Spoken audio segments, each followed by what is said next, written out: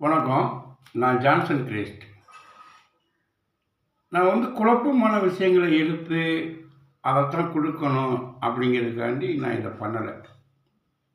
சில விஷயங்கள தெளிவுபடுத்தணும்னா, குழப்பமான விஷயங்கள தெரிஞ்சுக்கிட்டா தான் தெளிவாக முடியும். இப்போ நம்ம பார்க்க போறது தெளிவான சப்ஜெக்ட் தான், குழப்பாது.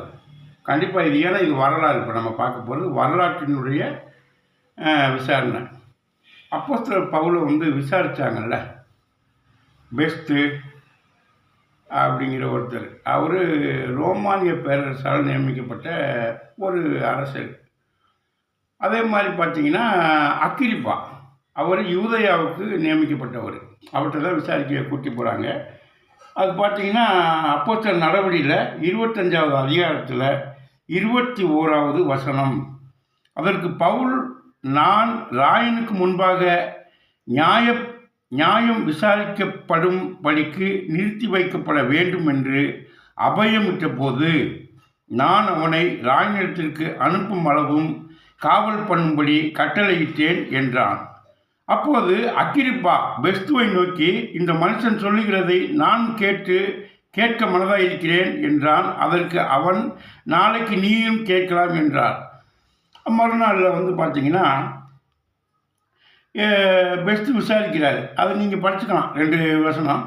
இவன் மரணத்துக்கு பாத்திரமானதொன்றையும் செய்யவில்லை என்று நான் அறிந்து கொண்டதினால், இவன் தானே ராயனுக்கு அபாயமிட்டபடியினாலும் அவரிடத்தில் இவனை அனுப்பும்படி தீர்மானம் பண்ணினேன்.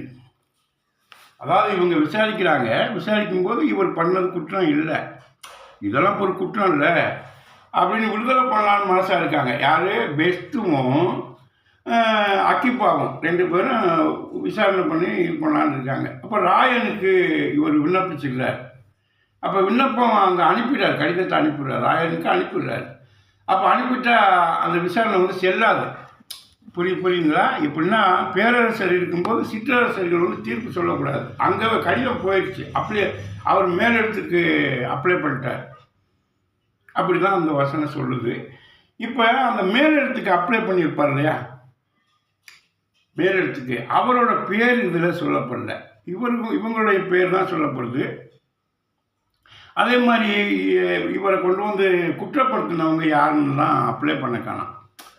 மொத்தத்துக்கு பார்த்தீங்கன்னா, யூத மதத்தில் இருந்தவங்க இவரை யூத மதத்தை கேவலமாக பேசிட்டு இயேசு உயிரோடு திரிகிறான்னு சொல்லி இவங்க சொல்கிறாங்க. இது அவர் மேலே வச்ச குற்றச்சாட்டு. இதுக்கு அப்போ அந்த ராயன் யாருன்னு தெரிஞ்சு நமக்கு ஒரு ஆசை இருக்கும். அந்த ராயன் யார், அந்த பெரிய ராயன் யார், ஏன்னா தெரியணும்.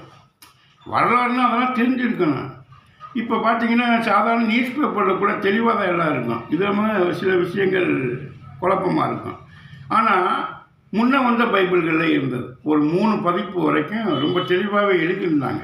இப்போ அதில் ஒரு பதிப்பு நமக்கு கிடச்சிருக்கு. சுமார் 100 வருஷத்துக்கு பழமையானது. கிட்டத்தட்ட அப்பளம் மாதிரி நொறுங்கும் பேப்பரில். அதனால் கொஞ்சம் சூதானமாக நான் படிக்கிறேன். 21வது வசனம் அப்போஸ்தலர் நடவடிக்கையில் 25ல் 21வது வசனம். அதற்கு சின்னப்பன்றது இது ரோமன் கத்தோலிக்கர் பைபிள்னால இதுக்கு சின்னப்பன் தான் சொல்லுவாங்க. யார்? இதில் பவுல் அப்படின்னு குறிப்பிட மாட்டாங்க, சின்னப்பன் அப்படின்னு குறிப்பிடுவாங்க. சின்னப்பன் அகஸ்து ராயனுடைய நியாய விசாரணைக்கு தான் நிறுத்தி படும் பொருட்டு அபாயமுற்றதினால், நான் அவனை ராயனிடத்தில் அனுப்பும் அளவு காவல் செய்யும்படி கட்டளையிட்டேன் என்றான். யார்கிட்ட? அழகாக சொல்கிறாங்க, அகஸ்து ராயர்கிட்ட இவர் விண்ணப்பம் போட்டிருக்கார்.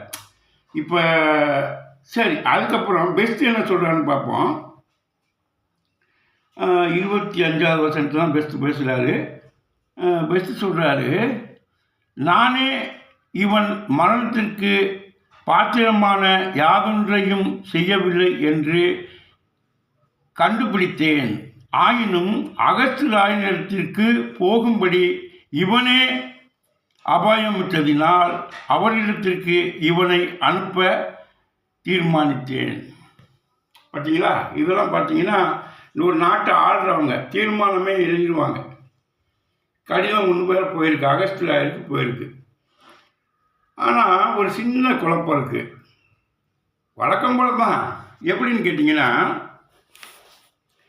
இயேசு பிறந்த காலத்தில் தான் இந்த அகஸ்தியர் தன்னுடைய தேசம் முழுவதும் குடிமதிப்பு எழுதணும் அப்படின்னு சொல்கிறார். அந்த குடிமதிப்பை எழுதுகிறாங்க. குடிமதிப்பை எழுதும்போது அது லூக்கா 2 சொல்லுவார். லூக்காஸ் 2 இந்த அகஸ்தியரை பற்றி சொல்லுவாங்க. லூக்கா 2 வாங்க மார்க்கு, லூக்கா 9, லூக்கா 7, லூக்கா 6, லூக்கா 2. லூக்கா 2 அந்நாளில் உலகமெங்கும் குடிமதிப்பு எழுதப்பட வேண்டும் என்று அகஸ்தியராயனால் கட்டளை பிறந்தது.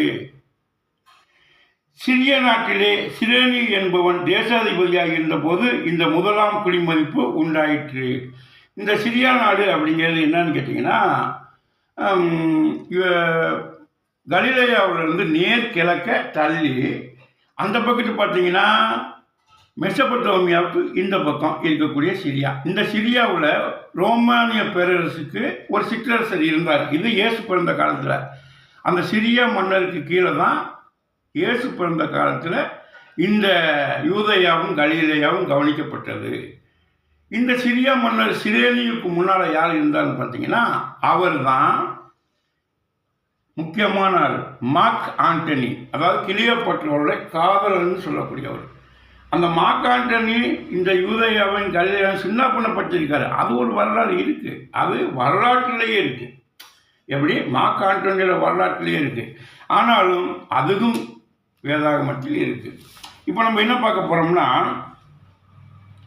யார் குடிமதிப்பு எழுத சொன்னது? உலகம் முழுவதும் அகஸ்தியர். இந்த அகஸ்தியர் அப்படிங்கிறவர் எந்த வருஷம் இறந்தார்னு பார்த்தீங்கன்னா, கிபி கிறிஸ்து பிறப்புக்கு பின்னாடி 14வது வருடம் இறந்துட்டார். 14வது வருடம் இறந்துட்டார். ஆனால் அப்போஸ்தலர் பவுல் அவருக்கு தான் விண்ணப்பம் செஞ்சிருக்காரு. அதை இன்னும் 2 பேர் சாட்சி சொல்லியிருக்காங்க. இன்னும் 2 பேர் சாட்சி. எவ்வளோ பெரிய வரலாற்று பிழைன்னு பார்த்தீங்களா? வரலாற்று பிழை பைபிளில் எவ்வளோ பெருசு. இப்போ அப்போஸ்தலர் பவுல் யார் சொல்லுங்கள்? அப்போஸ்தலர் பவுல்னு சொல்கிறவர் யார்? அகஸ்தியர்கிட்ட இவர் விண்ணப்பிக்கிறார். நீங்கள் தான் என்னை நேரில் விசாரிக்கணும், எனக்கு யூதேயாவில் நீதி கிடைக்காதுன்னு சொல்கிறார். என்னை அகஸ்தியர்கிட்ட அனுப்புங்க, நான் அவருக்கு அப்போ விண்ணப்பிக்கிறேன் அப்படின்னு விண்ணப்பிச்சுட்டாங்க. அப்படின்னா இவர் கிபி 14வது வருஷத்துக்கு முன்னாடியே விசாரணைக்கு வந்துடுறார். இப்போ இந்த விசாரணைக்கு அவர் அனுப்பப்படும் போது குறைஞ்சது அப்போஸ்தலர் பவுலுக்கு 50 வயசுக்கு மேலே சொல்கிறாங்க. அப்போ அகஸ்தியர் இறந்தப்போ இயேசுவுக்கு வயசு என்னன்னு தெரியுமா? அதிகபட்சமாக போனால் 19 வயசு தான் இருக்கும். அதிகபட்சமான வயசே 19 தான் இருக்கும். இயேசு ஞானஸ்தானத்தை வச்சு பார்க்கும்போது 19 வயசு தான் தெரியுது. 50 வயசில் இருக்கிறாரு அப்போ அப்போஸ்தலர் பவுல். ஆனால் நாம் பார்க்கும்போது எப்படி பார்க்குறோம்? அப்போஸ்தலர் பவுல் இயேசுவை விட வயசு ஜாஸ்தியானவர் அப்படின்னு பார்க்காம இயேசுவை விட 5 வயசு கம்மியானவர் அப்படின்னு பார்க்குறோம். இந்த அகஸ்தியர் அப்படிங்கிறது இவருக்கு பார்த்தீங்கன்னா ரோமானிய பேரரசர்ன்றது எல்லாருமே பேரரசர் ஆகலை. அலெக்சாண்டருக்கு பிறகு கிரேக்கர்களில் வந்த ரோமானிய ஆட்சியாளர்களில் இவர் தான் பெரிய ஆளாக கருதப்பட்டார். இவருக்கு முன்னால் இருந்த சீசர் பேரரசராக கருதப்பட்டாலும் இந்த அகஸ்தியருடைய கட்டுப்பாட்டில் நிறைய தேசங்கள் இருந்தார். நிறைய தேசம், அதாவது எப்படின்னு பார்த்தீங்கன்னா மத்திய தரைக்கடலை ஒட்டி இருக்கிற எல்லா தேசமும் இந்த அகஸ்துக்கு கீழே தான் இருந்தது. அவர் தான் முதல் குடிமதிப்பு எழுதுகிறார். அந்த குடிமதிப்பு எப்போ எழுதுனாலும் தெரியாது. இயேசு கிபி 1 தான் பிறந்தாருங்களுக்கு எந்த ஆதாரமும் கிடையாது. அதுக்கு முன்னால் 4 வருடமாக இருக்கலாம். ஆனால் நமக்கு எப்படி சொல்லிக்கப்பட்டது கிபி 1ன்னா அப்போஸ்தலர் பவுலோட பிறப்பை தான் சொல்லப்படுது. அதே மாதிரி வேதாகமத்தில் பார்த்தீங்கன்னா கிபி 1 அப்படின்னு எழுதப்பட்டது கிறிஸ்துவின் பிறப்பை வச்சு மட்டுமே எழுதலை. கிறிஸ்து பிறப்பதற்கு முன்னால் 400 வருடத்திலிருந்தே கிபி 1ன்னு எழுதப்பட்டுச்சு. அந்த கிபி 1 என்னன்னு பார்த்தீங்கன்னா கிரேக்க பேரரசினுடைய துவக்கத்தை தான் கிபி 1ன்னு போட்டாங்க. அதுக்கப்புறம் இந்த பூமிக்கு ரொம்ப முக்கியமான ஆளாக கிறிஸ்து கருதப்படுறதுனால அங்கேருந்து நடத்திட்டுக்கலாம் அப்படின்னு இருக்குது. இப்போ நான் பார்த்த இந்த பைபிளில் கூட பார்த்தீங்கன்னா கிபி 170ன்னு தான் போட்டிருக்கோம். எப்படி கிபி 170ல் அது ஒரு சப்ஜெக்ட் போட்டிருக்கோம். அது முக்கியமான சப்ஜெக்ட், அது அப்புறமேட்டு சொல்லலாம். அதே மாதிரி இயேசுடைய பிறப்பு பார்த்தீங்கன்னா கிபி கிறிஸ்து பிறகு, அதாவது கிரேக்க பேரரசினுடைய 400வது வருடம் பிறந்தார் அப்படின்னு தான் எழுதப்பட்டிருக்கு. எதுக்கு நான் சொல்கிறேன் அப்படின்னா, வரலாற்றிலேயே இவ்வளவு பெரிய பிழைனா எதை நம்புறது? வரலாற்று பிழை. அப்போஸ்தலர் பவுல் இயேசுவை கூட 35 வயசுக்கு மூத்தவரா? இல்லை, அப்போஸ்தலர் பவுல் 45 வருஷம் 40 வருஷத்துக்கு முன்னால் இறந்தவருக்கு கடிதம் எழுதினாரா? யோசனை வேணாமா மனுஷனுக்கு என்ன வேதம்னா எல்லாம் உண்மைன்னு நம்பிடுறதா? அப்படியே வேதம் உண்மை. வேதத்தை எழுதுனது யார்? அதான் நான் சொல்கிறேன்ல, தேவனுடைய ஜனங்கள் இதை எழுதலை. புரியுதா? இயேசுவை கொள்ளையடிக்கும்படி தன் வசப்படுத்துகிறாங்க. இயேசுவை எதுக்கு கொள்ளையடிக்கணும்? இயேசு மேலே விசுவாசம் உள்ளவர்களை கொள்ளையடிக்க. புரியுதா? இப்போ இயேசுவோடைய மரணத்தினால நடந்த மிகப்பெரிய புரட்சியை மாற்றலுக்கு பொய் கதைகள் தேவைப்பட்டுச்சு. அவருடைய மரணத்தை பற்றி உங்களுக்கு தெரியாது. அதுவும் இதுக்குள்ளே இருக்க தானே. வணக்கம். குழப்புகிற குட்டையே தெளிவடைகிறது.